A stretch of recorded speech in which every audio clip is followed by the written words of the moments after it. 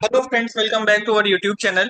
आपका स्वागत है हमारे टैक्स ऑडिट सीरीज में, जिसका ये पार्ट 4 है, जिसमें हम क्लॉज बाय क्लॉज एनालिसिस कर रहे हैं टैक्स ऑडिट के फॉर्म 3CD को। तो आज की वीडियो में हम एनालाइज करेंगे क्लॉज 13 और क्लॉज 14 को, जो कि बहुत ही इंपॉर्टेंट क्लॉज हैं क्लोजिंग स्टॉक के valuation as well as ICDS से रिलेटेड, जिसमें हम income computation and disclosure standards को डिस्कस करेंगे। तो चलिए शुरू करते हैं। तो सब क्लॉज 13 क्या कहता है? Method of accounting employed in the previous year आपको डिस्क्लोज करनी है। तो मेथड ऑफ अकाउंटिंग क्या होती है, जैसे कि अक्रूवल मेथड, कैश मेथड, क्या आपने अडॉप्ट किया है। Where there had been any change in the method of accounting employed vis-a-vis the method employed in the immediately preceding previous year। तो क्या कोई चेंज था, मतलब पिछले साल और इस साल में अकाउंटिंग मेथड में, मेथड ऑफ अकाउंटिंग में क्या कोई चेंज था? अगर था तो आपको उस चेंज का डिटेल देना है इस फॉर्मेट में, जिसमें आपको सीरियल नंबर, पर्टिकुलर्स, उस चेंज की वजह से प्रॉफिट में इंक्रीज आया है या डिक्रीज आया है वो बताना है। particulars to be furnished और क्या है, whether any adjustment is required to be made to the profit or loss for complying with the provisions of ICDS notified under section 145 subsection 2। तो सेक्शन 145 सबसेक्शन 2 में ICDS यानी कि income computation and disclosure standards, यानी कि जैसे end S होते हैं, accounting standards होते हैं जो कि अकाउंटिंग डिफाइन करते हैं, ICDS होते हैं जो कि इनकम को कैलकुलेट करने का तरीका बताते हैं। तो अभी के डेट में CBDT ने 10 ICDS बनाए हैं, बताए हैं, नोटिफाई किए हैं। तो उनके बारे में यहाँ पर उन ICDS के लगाने की वजह से आपके प्रॉफिट में क्या चेंजेस आते हैं वो आपको बताने हैं। तो इंक्रीज हुआ, डिक्रीज हुआ, नेट इफेक्ट क्या आया वो आपको बताना है। तो आइए समझते हैं सारे के सारे ICDS को डिटेल में। 10 ICDS हम यहाँ पर डिटेल में डिस्कस करेंगे। तो पहला ICDS है ICD अकाउंटिंग पॉलिसीज, जो कि डील करता है with the application of significant accounting assumptions and policies in the computation of income. Financial statement of an SSC reflects a state of financial affairs, यानी कि उसकी बैलेंस शीट, उसका profit and loss account बताता है कि उसका business कैसा चल रहा है। They form the basis for computation of taxable income. ICDS 2 valuation of inventory के बारे में बताता है। तो इन्वेंट्री, जैसा कि आप बात जानते ही हैं, हमारा क्लोजिंग स्टॉक रॉ मटेरियल का हो, WIP का हो, फिनिश गुड्स का हो, उसका वैल्यूएशन कैसे करना है ये ICDS 2 बताता है। तो ICDS 2 में ही इन्वेंट्री का concept as well as inventory की डेफिनेशन है, जिसमें बताया गया है कि भाई मटेरियल्स और सप्लाईज जो कि कंज्यूम हुए हैं प्रोडक्शन प्रोसेस में या सर्विसेज देने में, does not specifically refer to business, even in that clause the existence of business is contemplated. ICDS 3 construction contract. तो कंस्ट्रक्शन कॉन्ट्रैक्ट क्या होते हैं? लॉन्ग टर्म कॉन्ट्रैक्ट होते हैं जनरली, जो कि किसी बिल्डिंग को बनाने के लिए, किसी असेट को बनाने के लिए, या फिर कॉम्बिनेशन ऑफ असेट्स को बनाने के लिए किए जाते हैं।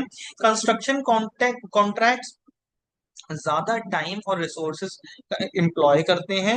In cases where the activity continues for more than a year, the question is whether a contractor is to be taxed in the year in which work is completed और proportionately over all the years। तो कहते हैं कि भाई जहां पर एक से ज्यादा साल कॉन्ट्रैक्ट चलता है, वहां पर ये डिसाइड करना होता है कि भाई कॉन्ट्रैक्ट, कॉन्ट्रैक्टर जिसने कॉन्ट्रैक्ट लिया है उसके ऊपर टैक्स कब लगाया जाए, यानी कि जिस साल में वो कॉन्ट्रैक्ट कंप्लीट हो रहा है या फिर जिस साल में वो कॉन्ट्रैक्ट शुरू हो रहा है, या फिर प्रोपोर्शनेटली लगाया जाए। ICDS 4 है रेवेन्यू रिकॉग्निशन, जो कि बताता है कि किस बेसिस पर आपको रेवेन्यू रिकॉग्नाइज करना है। ये बेस्ड है ऑन AS 9 रेवेन्यू रिकॉग्निशन। कुछ प्रिंसिपल्स AS 9 से अडॉप्ट किए गए हैं, कुछ प्रिंसिपल्स ICDS के अपने बनाए हुए प्रिंसिपल्स हैं। ICDS 5 tangible fixed assets. तो टेंजिबल फिक्स एसेट्स में कवर किए जाते हैं एसेट्स जो कि टेंजिबल होते हैं, जिनको आप छू सकते हैं, महसूस कर सकते हैं, जैसे कि land, building, machinery, plant, furniture, जो कि रखे गए हैं with the intention of being used for the purpose of producing और providing goods and services and not held for sale in the normal course of business.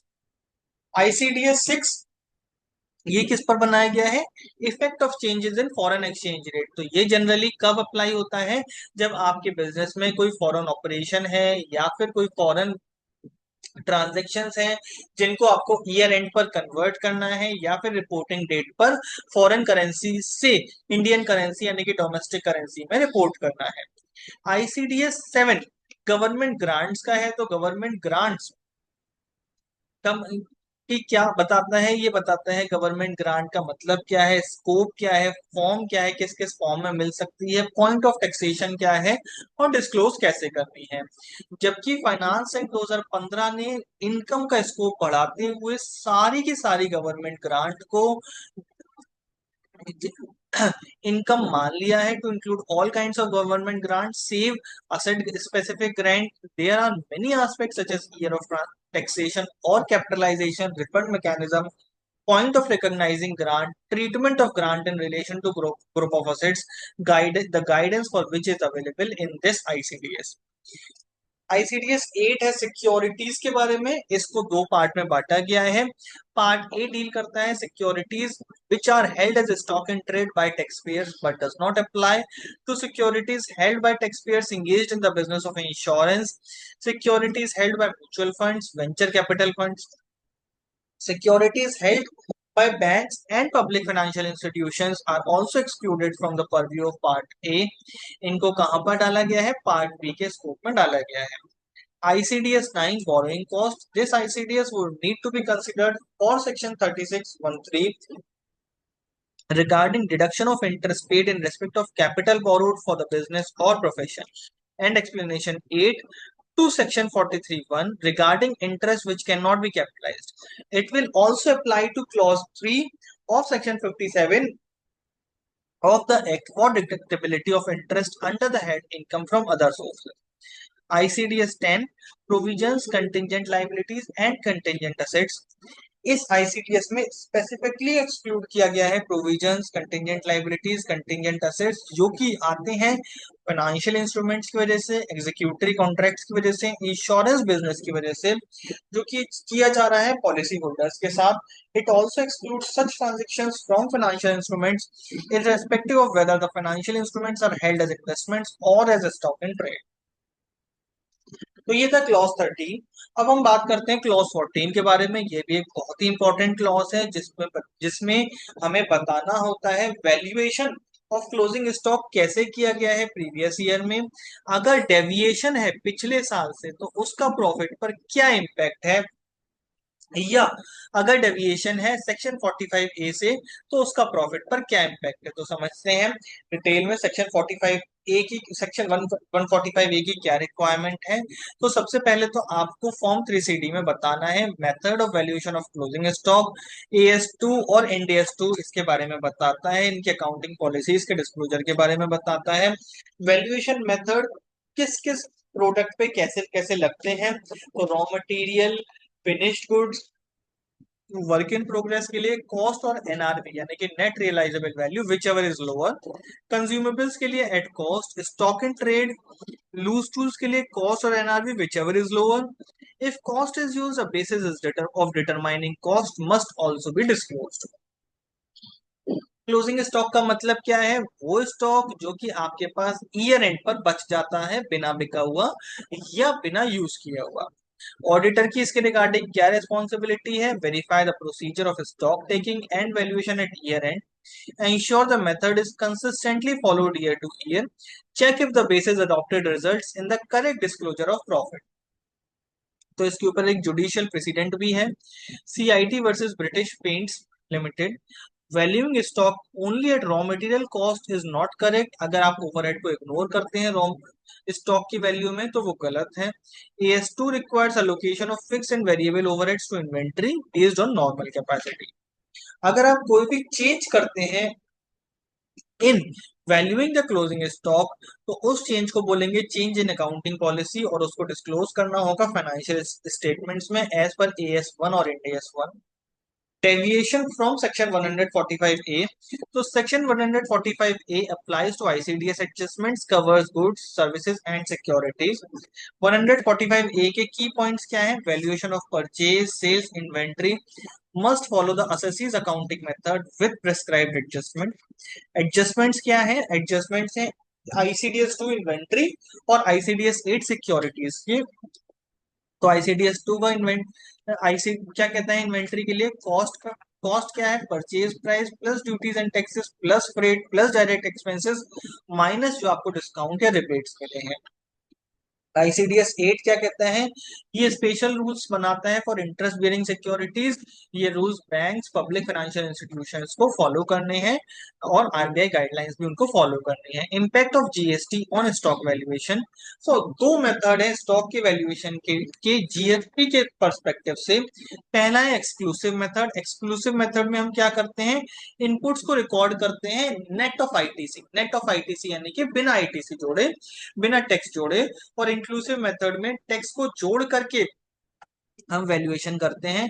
Adjustments under section 145A ensures compliance. Other GST consideration क्या है? Blocked ITC है, यानी कि जो ITC नहीं मिल सकता या ITC attributable to exempt supplies उसको कॉस्ट में जोड़ना है। GST कलेक्टेड इनकम नहीं है, GST पेड एक्सपेंस नहीं है। GST जो पेबल है वो बैलेंस शीट में दिखाना है as a liability. Memorandum to finance bill 1998 में क्लेरिफाई किया गया था inclusion of taxes and duties in stock valuation. ये अप्लाई हुआ था retrospectively from assessment year 1986-87। Practical points auditor के लिए इस रिगार्ड में क्या है? Avoid double deduction of duties taxes and avoid double counting of income. Ensure proper treatment of common ITC। Trading account में क्या इसका इफेक्ट आएगा? Gross profit remain same under both exclusive and inclusive method. Adjustments affect only the computation of taxable income not accounting profit. तो हमने इसको आगे flow chart की help से समझाने की कोशिश की है। इनपुट्स को रिकॉर्ड करना है at cost net of ITC। ITC को असेट ITC रिसीवेबल दिखाना है। इन्वेंट्री वैल्यूएशन को purchase cost net of ITC पर दिखाना है। ये प्रैक्टिस एक्सेप्टेड है अंडर AS2 और इंड AS 2। इंक्लूसिव मेथड जहां पर आप इनपुट्स को रिकॉर्ड कर रहे हैं including GST। ITC adjusted later through ITC availed account. Inventory valuation में GST का इफेक्ट आएगा। ये रिक्वायर्ड है for tax computation under section 145A। इन दोनों का कॉमन इफेक्ट है, ग्रॉस प्रॉफिट सेम रहता है, डिफरेंस है सिर्फ और सिर्फ कंप्यूटेशन ऑफ टैक्सेबल इनकम का। एडजस्टमेंट जरूरत है फिर इसके लिए सेक्शन 145A की compliance. Thank you very much. You may subscribe to our YouTube channel at the rate Personal Tax to get notified for the content on personal tax and personal finance। आप हमारे channel पर tax audit की playlist के लिए बने रह सकते हैं।